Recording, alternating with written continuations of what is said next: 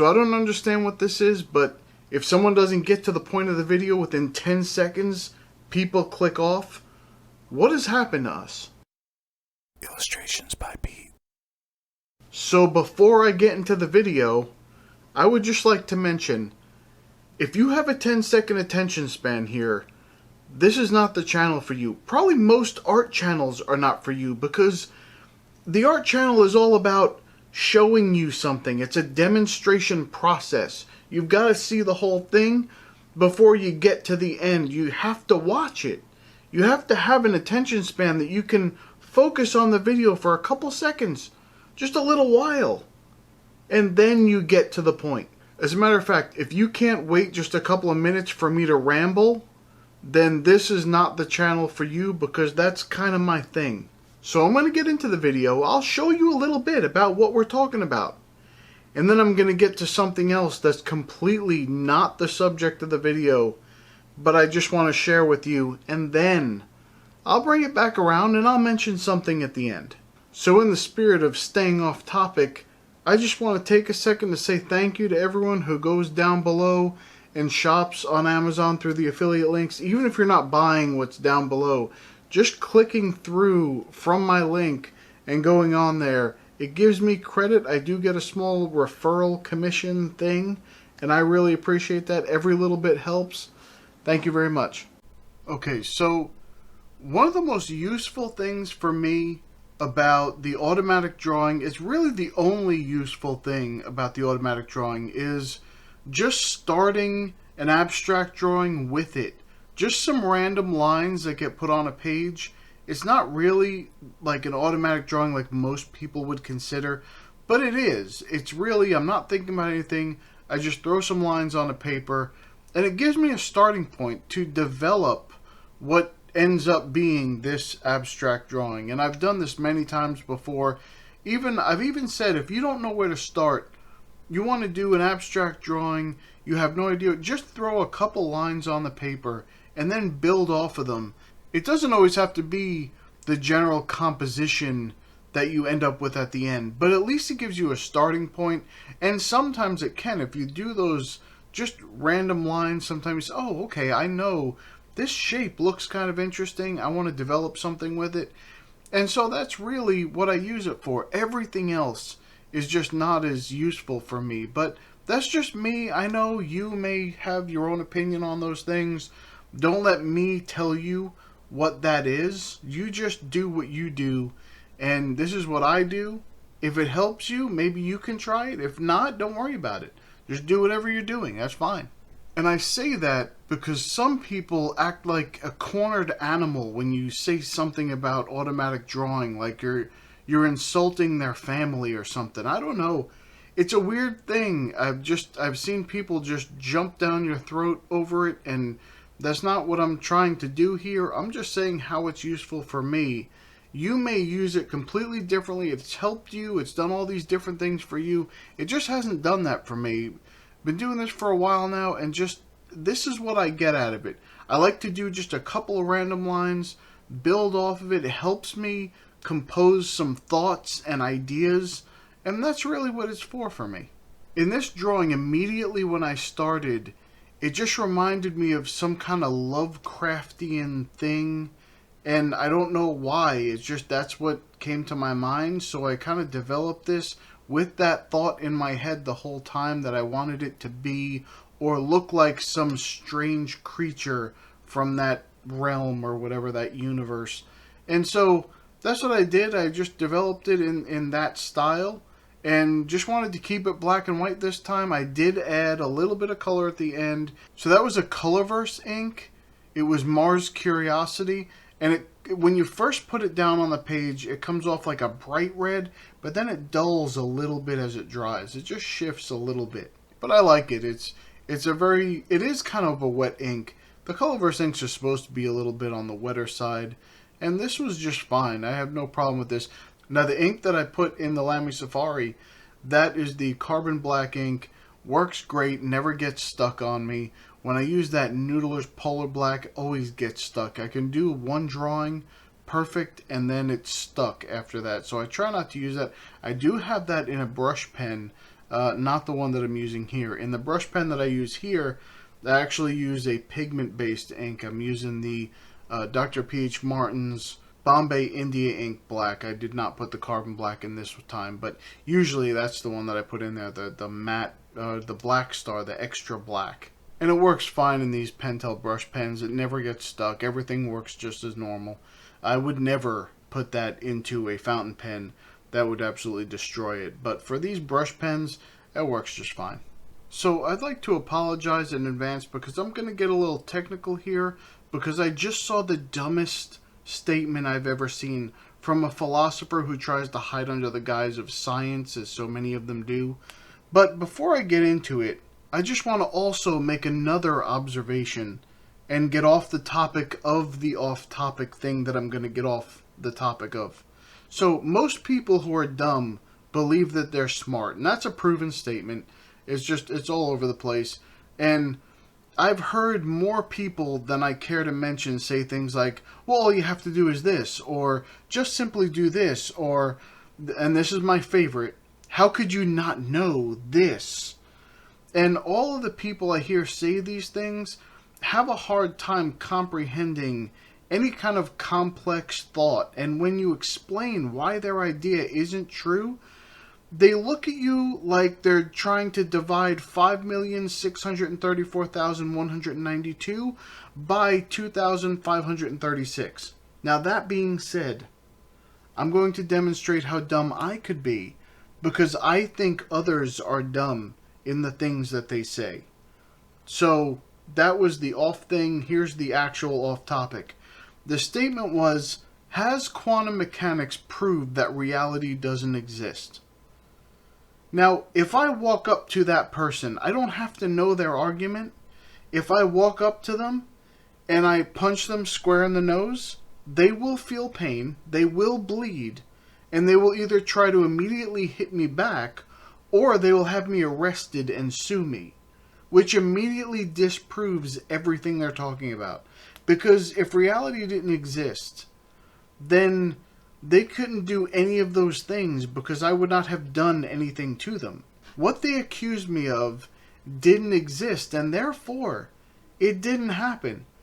The problem is everyone wants to sound like they're so deep and philosophical, so they say dumb things that they learned from some college philosophy course, which is only included in the curriculum because they want you to feel like what they're actually doing is teaching you how to think, when in reality, they're just indoctrinating you with what you should think. And if you give the proper answer to their question, which they already told you in advance, then you get the A. And I know, I've heard the arguments. No. I wrote a paper that went against the idea that they're trying to teach us, and I still got an A. But you have to understand what you're doing is using their own methodology to come to your conclusion, which means they understood from the beginning. So you could only come to a set of conclusions that they have already thought of because they're giving you a set methodology on how to come to a conclusion. And that's what you're being graded on. So it's an extremely long subject. I don't want to go into it in any more detail. I don't want to bore you any more than I probably already have. And the point I was making is that if they can get you to question whether or not reality exists, I think they can convince you of anything. And there's certain, look, I welcome this kind of thing in art. Abstract art can range from representational abstraction to absolute abstraction, but the concept can only exist in certain arenas, and reality is not one of them. Is this too much? Should I stop here? Have I lost everybody? Have I proven how dumb I really am? Okay, I'll stop now. Okay, so let's move on to something else here. I found something out that is interesting to me, but interesting in the fact that it makes me doubt humanity. So I want you to follow this if you would. So this is important stuff, so I want you to pay attention here. A blog is a written out log of something that's posted online, right? So a vlog is a video log of something that's posted online. Now the B in blog comes from the word web. So it's a weblog. But the V in vlog comes from video. It's a video log. Okay, follow me now. You're all on the same page, right? Okay. So they use the last letter plus log for blog because it's web log, and they use the B, which is the last letter of web, blog. But for vlog, they use the first letter of video, which is V. It should either be wolog and vlog, so it's weblog, wolog, with the W. That's what it should be. Either you use the first letter, or it's going to be blog and olog. And I'm all in favor of olog. I think that's a cool name.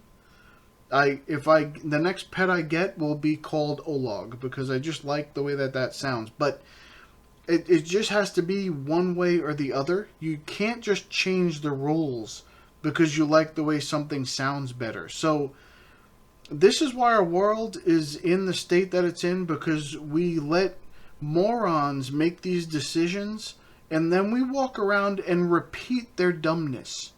Who's dumber, the person who makes up this stupid stuff, or the people who just go right along and say, oh yeah, I think that's a great idea?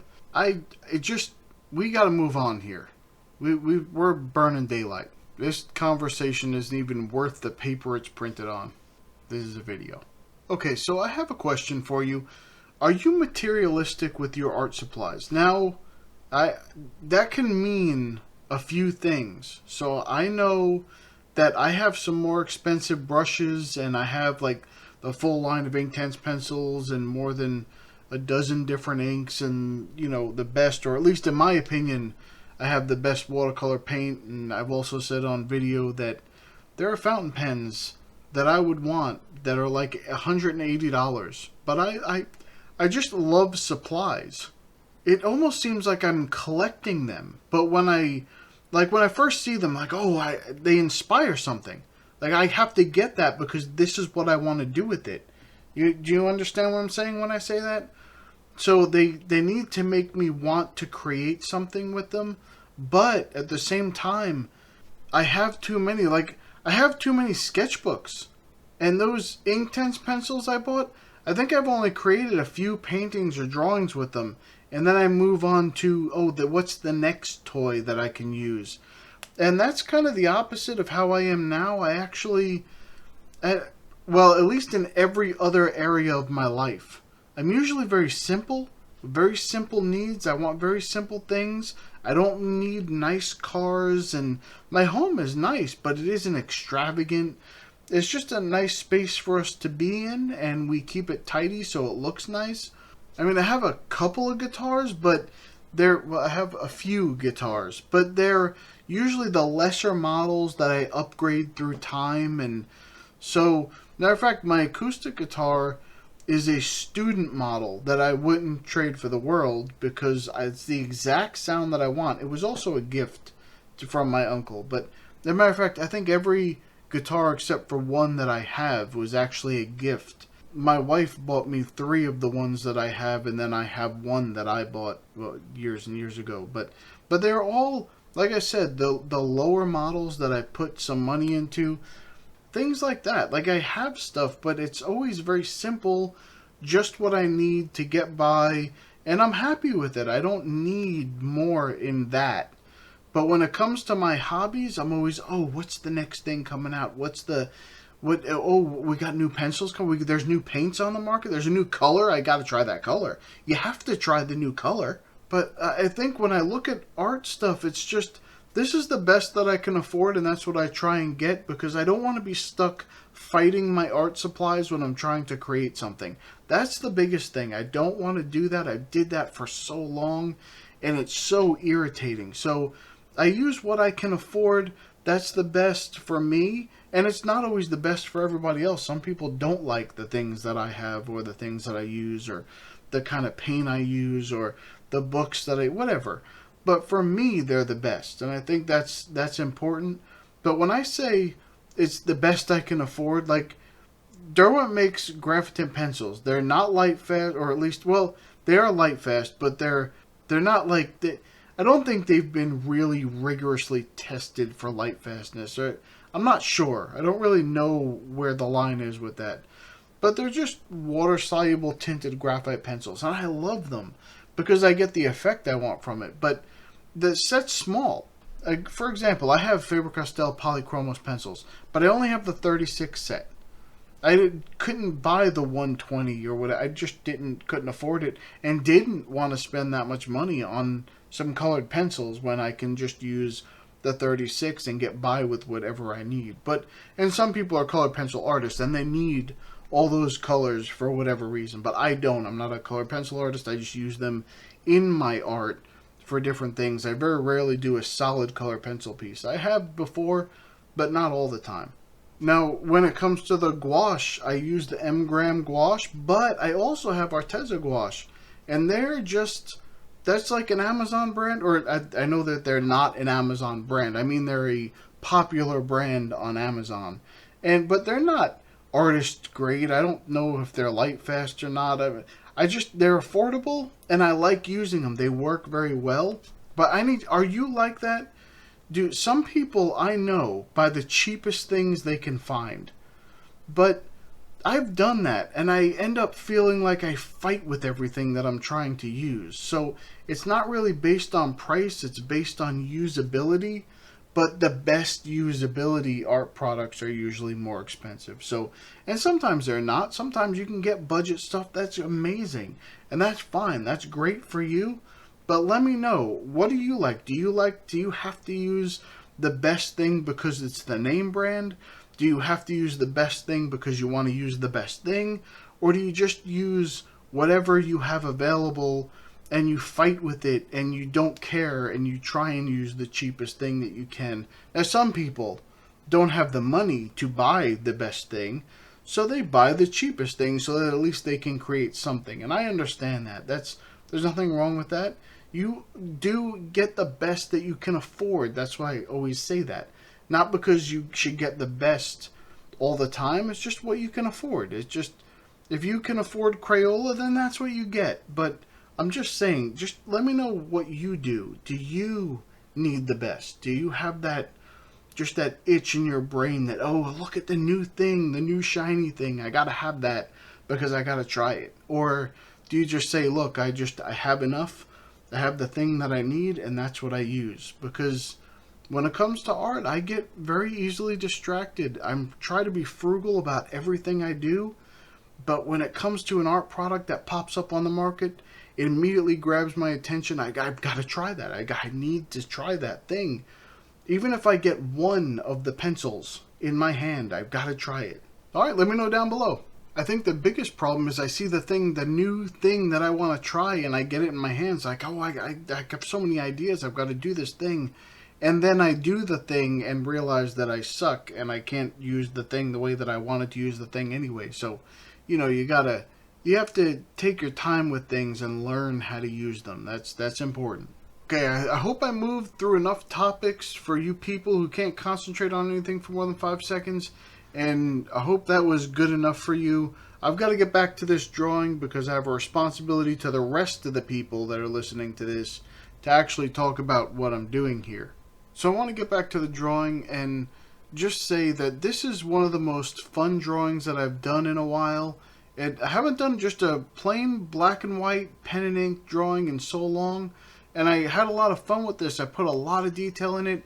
At the end, I went way overboard and just kind of mushed everything up. You can't really see the thing anymore. It's surrounded by a bunch of other things. But all in all, I really like this one. I enjoyed it a lot. And I want to encourage you, if you don't know where to start with an abstract drawing, just go ahead and put a couple lines in and just see where it takes you. Build off those lines. You can make them look like something that's real if you want. You can take some of those lines and turn them into animals or turn them into scenery and landscapes, all sorts of stuff. But you can also just add different textures and patterns around them and just in that shape that they've developed into, and just see what you get. That's what I did here, and I really enjoyed it. Okay, well, that's about it from me. So thumbs up the video if you don't think that reality exists, and I can convince you of anything as long as I say the word science enough, and then I'll create some math that's only internally consistent with my own theory but doesn't actually work for anything else outside of it, and we'll just have a day of it. All right, I'm gonna go.